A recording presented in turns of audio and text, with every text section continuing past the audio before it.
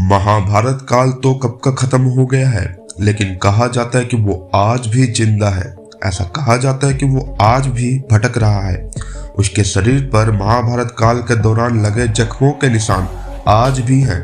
उन जख्मों से लगातार खून आ रहे होते हैं और वो अपने जख्मों को आराम देने के लिए लोगों से तेल मांगता है और औषधियां भी मांगता है। कोई कहता है कि जख्मों से उसका चेहरा बहुत ही क्रूर हो चुका है, कोई कहता है कि उसका शरीर बहुत ही विशालकाय है, तो कोई कहता है कि वो अपनी जिंदगी को सजा के तौर पर सदियों से काट रहा है। हम बात कर रहे हैं गुरु द्रोणाचार्य के पुत्र अश्वत्थामा की, जो उस वक्त के सबसे वीर योद्धाओं में से एक था। हम लोग महाभारत के अर्जुन के बारे में जानते हैं, युधिष्ठिर के बारे में भी जानते हैं, शकुनी और द्रौपदी के बारे में भी जानते हैं, लेकिन अश्वत्थामा महाभारत के किस्से का एक ऐसा खास अंग है जिसके बारे में आज भी कम लोग जानते हैं। अश्वत्थामा महाभारत के वक्त एक ऐसा शख्स था जिसके अंदर इतनी ताकत थी कि वो पांडवों को लगभग पराजित कर चुका था। लेकिन तभी पांडवों की हार को देखते हुए श्री कृष्ण ने एक ऐसी चाल चली कि पांडवों की जीत तो तय हो गई। लेकिन गुरु द्रोणाचार्य के पुत्र अश्वत्थामा आज भी अपनी जिंदगी को एक सजा के तौर पर काट रहा है। कभी जंगलों में, कभी मंदिरों में, कभी किसी के किले में आज भी वो इंसानों को दिखाई देता है। वो दिखाई देता है कभी अपने जख्मों के लिए तेल और औषधि मांगता हुआ, तो कभी महादेव को पूजता हुआ, और वो कलयुग के अंत तक ऐसे ही अपनी जिंदगी सजा के तौर पर काटता रहेगा। अब आप सभी के मन में ये सवाल जरूर होगा कि महाभारत के उस काल में अश्वत्थामा के साथ ऐसा क्या हुआ था कि वो आज भी जिंदा है और भविष्य में भी जिंदा रहेगा, उसे कभी भी मौत नसीब नहीं होगी। दोस्तों, ये कहानी तब शुरू होती है जब गुरु द्रोणाचार्य का पुत्र जन्म लेता है जिसका नाम था अश्वत्थामा। जब वो बहुत छोटा था, यानी जब वो पैदा हुआ था, तब उसके गले से घोड़े की हिनहिनाने की आवाज आती थी। जब लोगों ने उसके गले से ये अजीबोगरीब आवाज सुना तो सभी ने उसका नाम अश्वत्थामा रख दिया। जब अश्वत्थामा का जन्म हुआ तभी से उसके माथे पर बहुत ही अमूल्य मणि जड़ा हुआ था, और उस मणि के अंदर इतनी ताकत थी, या फिर कहें उस मणि के अंदर इतनी शक्ति थी कि वो अश्वत्थामा को अस्त्र शस्त्र दैत्य वो आदि देवता हर चीज से बचा कर रखता था। आप ये भी कह सकते हैं कि जब तक ये मणि अश्वत्थामा के साथ रहती, अश्वत्थामा को कोई भी कुछ भी नहीं बिगाड़ सकता था। गुरु द्रोणाचार्य कितने पराक्रमी और कितने महान थे ये तो आप सभी जानते हैं। महाभारत के वक्त गुरु द्रोणाचार्य ही वो शख्स थे जो सभी को बाण विद्या और अस्त्र शस्त्र के साथ शास्त्र की विद्या भी सिखाते थे।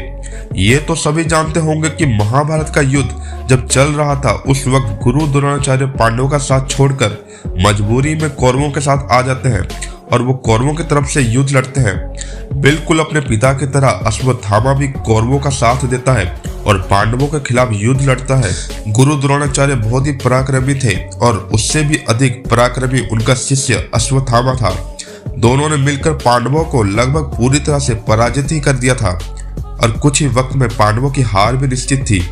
लेकिन तभी पांडवों के साथ खड़े श्री कृष्ण ने एक ऐसी चाल चली जिसकी वजह से पांडव पराजित होने से बच गए।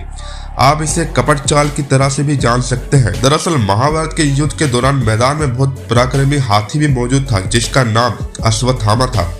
यानी उस वक्त मैदान में दो अश्वत्थामा लड़ाई लड़ रहे थे, एक अश्वत्थामा हाथी और एक गुरु द्रोणाचार्य का पुत्र। श्री कृष्ण ने कपट चाल के तहत युधिष्ठिर के द्वारा खबर पूरे मैदान में फैला दी थी कि अश्वत्थामा मारा गया। जैसे ही लोगों को यह खबर मिलती है कि अश्वत्थामा मारा गया, उनके मन में सबसे पहले ख्याल ये आता है कि गुरु द्रोणाचार्य का शिष्य मारा गया, जबकि वास्तव में हुआ ये था कि अश्वत्थामा नाम का जो हाथी मैदान में था वो अश्वत्थामा की मौत हो गई थी। जैसे ही गुरु द्रोणाचार्य को यह खबर लगी कि अश्वत्थामा मारा गया है तो वो विचलित हो गए और पुत्र वियोग में अस्त्र शस्त्र को त्याग कर मैदान में बैठ गए। गुरु द्रोणाचार्य को यही लगा कि अश्वत्थामा हाथी नहीं बल्कि उनका पुत्र मारा गया है। जैसे ही गुरु द्रोणाचार्य जैसा एक पराक्रमी शख्स अपने अस्त्र शस्त्र को त्याग दिया, उसी वक्त पांडवों के खेमे में मौजूद लोगों को मौका मिल गया। पांडवों के खेमे में से कुछ लोग तुरंत जाते हैं और मौका का फायदा उठाते हुए गुरु द्रोणाचार्य के सर को उनके धड़ से अलग कर देते हैं। श्री कृष्ण जानते थे कि अगर गुरु द्रोणाचार्य और अश्वत्थामा को समय रहते नहीं रोका गया तो पांडवों को पराजित होना पड़ेगा। जिसके बाद अश्वत्थामा के पास ये खबर जाती है कि उनके पिता गुरु द्रोणाचार्य का सर कलम होकर दिया गया है। अश्वत्थामा आग बबूला होकर पांडवों के सामने एक बार फिर आ जाते हैं। अपने पिताजी की मौत की वजह से अश्वत्थामा इतना गुस्सा होता है कि वो भी युद्ध में कपट नीतियों का विचार करने लगता है और ऐसा करता भी है। अश्वत्थामा किसी भी कीमत पर अपने पिताजी के मौत का बदला लेना चाहता है।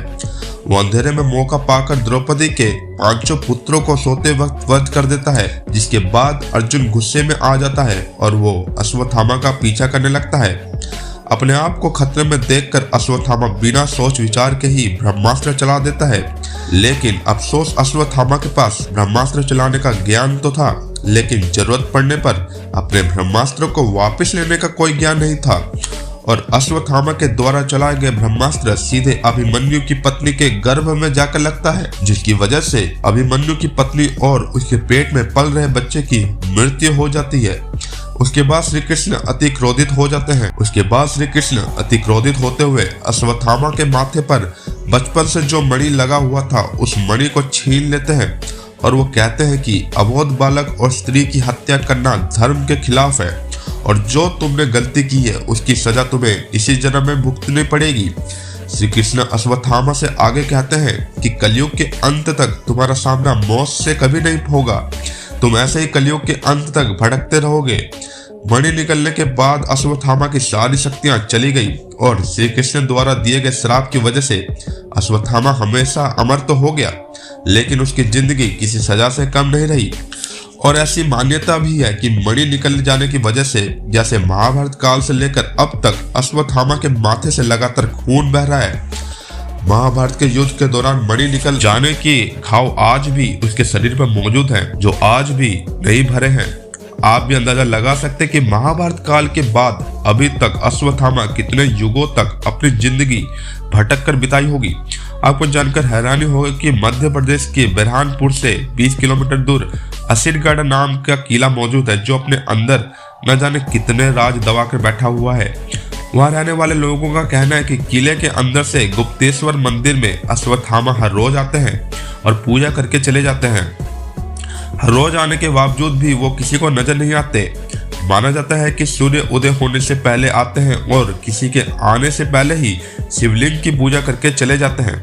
कुछ लोगों का ये भी कहना है कि उन्होंने अश्वत्थामा को देखा है और कुछ लोगों का कहना है कि महज वो एक मिथक है और वो लोग इन बातों का विश्वास नहीं करते। लेकिन हैरानी की बात तो ये है कि आखिर वो कौन है जो हर सुबह मंदिर का ताला खुलने से पहले ही शिवलिंग की पूजा करके चला जाता है, और आखिर क्यों मंदिर का कपाट खोलने से पहले ही हर दिन शिवलिंग पर फूल चढ़े दिखाई देते हैं। आपको बता दें, सूरज ढलने के बाद असीरगढ़ के किले में किसी को भी रुकने दिया नहीं जाता। सभी जगह ताला लगा दिया जाता है, यानी पूरे किले को अच्छी तरह बंद कर दिया जाता है। वहां के सुरक्षा कर्मियों का कहना है कि किले को इस तरीके से बंद किया जाता है कि वहां किसी का आना भी असंभव है। लेकिन इसके बावजूद कोई है जो हर रोज मंदिर खुलने से पहले ही वहां पर आ जाता है और पूजा पाठ करके चला जाता है। यह तभी संभव है जब किसी के पास दिव्य शक्तियां हो। जिन लोगों ने अश्वत्थामा को देखा है उनका कहना है कि अश्वत्थामा दिखने में किसी आम इंसान की तुलना में काफी बड़े हैं। उनका कद काफी ऊंचा है, शरीर पर गहरे जख्म है और उनके शरीर के कई अंगों के साथ उनके माथे से लगातार खून बहता रहता है। इन घावों को भरने के लिए वो कई बार लोगों से तेल और औषधि मांगते हुए नजर आए हैं। ऐसा कहा जाता है ये घाव महाभारत के समय का है, क्योंकि युद्ध के वक्त अश्वत्थामा बहुत ही अधिक घायल हो चुके थे। अपने पिता की मौत का बदला लेने अश्वत्थामा ने जिस रास्ते को चुना उसकी वजह से वो आज भी जंगलों में भटक कर श्री कृष्ण द्वारा दिए गए श्राप को भुगत रहे हैं। ऐसे तो महाभारत के सभी कैरेक्टर मशहूर हैं, मगर एक आदमी भी महाभारत के उन कैरेक्टर्स के बारे में बहुत अच्छी तरीके से जानता है। लेकिन अफसोस अश्वत्थामा जैसे महान योद्धा के बारे में हम बहुत ही कम जानकारी रखते हैं। उम्मीद है कि आपको भी ये जानकारी बहुत पसंद आई होगी। आप किस जानकारी के बारे में जानना चाहते हैं कमेंट जरूर करें और हमें उसके ऊपर एक वीडियो जरूर बनाएंगे। चैनल पर नए हो तो लाइक शेयर एंड सब्सक्राइब जरूर कर दें। मिलते हैं अगली वीडियो में। Good bye and take care.